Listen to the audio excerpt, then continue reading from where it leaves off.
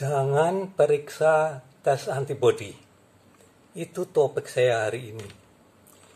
Di WhatsApp banyak beredar tentang tes antibodi.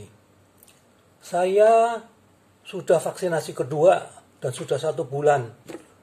Sekarang hasil tes antibodi saya sekian, katanya dengan bangga. Kemudian seorang teman bidan di Kalimantan mengeluh pada saya sudah 2 kali vaksinasi, tes antibodi saya masih negatif, bagaimana dong? Mari kita belajar ini. Masih ingat rapid test zaman dahulu?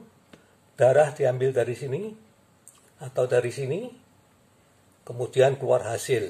Ya. Kamu reaktif, kena COVID, tidak boleh naik bus. Kamu non-reaktif, boleh naik sana. Kemudian terbukti itu salah, maka dibuang. Nah, itu yang sekarang ini mirip dengan itu. Cuman ada angkanya. Dulu hanya reaktif, non-reaktif, sekarang ada angkanya. Kata yang punya laboratorium, yang jualan, ini bisa dipercaya untuk mengetahui daya imunitas kita. Sesudah kena COVID, tentu antibodi naik, bukan? Juga kalau sesudah vaksinasi mestinya naik. Kita perlu tahu dong, imun atau tidak. Benar atau salah ini? Ya, logikanya benar. Tetapi ada sesuatu yang salah. Yang salah adalah alatnya dan sistemnya yang belum akurat. Imunitas terhadap COVID itu masih belum sepenuhnya diketahui. Jangan percaya kepada saya, tetapi percayalah kepada sumber yang terpercaya, yaitu Badan Pengendalian Penyakit Amerika, yang disebut CDC Amerika. Ya. Ini terjemahannya kurang lebih demikian. Jika karena vaksinasi tubuh Anda membentuk respons imun atau imunitas, ada kemungkinan Anda akan positif. Ada kemungkinan ya. Berarti ada kemungkinan Anda negatif. Pada beberapa tes antibodi. Artinya tidak pada semua tes antibodi. Kemudian dia bilang lagi, CDC ya, kini para ahli sedang mempelajari hubungan vaksinasi dan tes antibodi ini. Jadi masih belum diketahui dengan sepenuhnya. Nah, lalu apa gunanya dong? Apa guna dari tes antibodi tadi? Tes antibodi menunjukkan Anda pernah kena COVID. Dan bahwa Anda mungkin memiliki imunitas terhadap virus. Mungkin juga tidak memiliki. Nah, ini berguna untuk misalnya terapi plasma konvalesens. Kita mau memberi plasma kita, nah cek di situ seberapa titernya antibodinya. Kalau antibodinya tinggi, diberikan pada awal penyakit, maka mungkin plasma konvalesens tadi itu berguna. Tetapi kalau terlambat pemberiannya, tidak berguna. Juga ini berguna untuk surveillance public health, kesehatan masyarakat.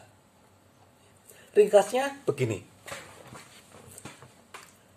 Kalau sesudah vaksinasi tes antibodi Anda positif, Anda mungkin punya kekebalan. Mungkin ya. Tetapi itu tidak menjamin Anda tidak kena COVID. Saya ulang lagi, Anda mungkin positif, tetapi itu tidak menjamin Anda tidak kena COVID. Anda bisa kena COVID. Kalau negatif, tidak berarti bahwa Anda tidak punya kekebalan. Nah, artinya kan percuma itu tadi.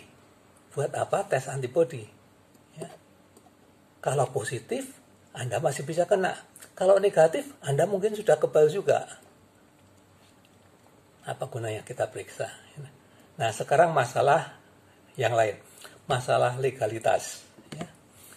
Apakah tes-tes tadi yang sebagian besar dibuat di Amerika sudah disetujui oleh Badan POM Amerika yang disebut FDA? Jawabnya adalah belum. itu adalah izin keadaan darurat.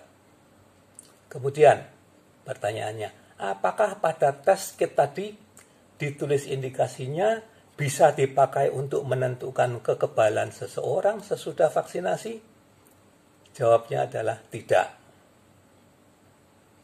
FDA tidak berani mengatakan hal itu. Jadi masalah kekebalan ini rumit sekali. Ada kekebalan dalam serum, antibodi netralisasi, itu tadi yang dites, ya, antibodi netralisasi. Tetapi ada juga kekebalan sel, itu tidak dites.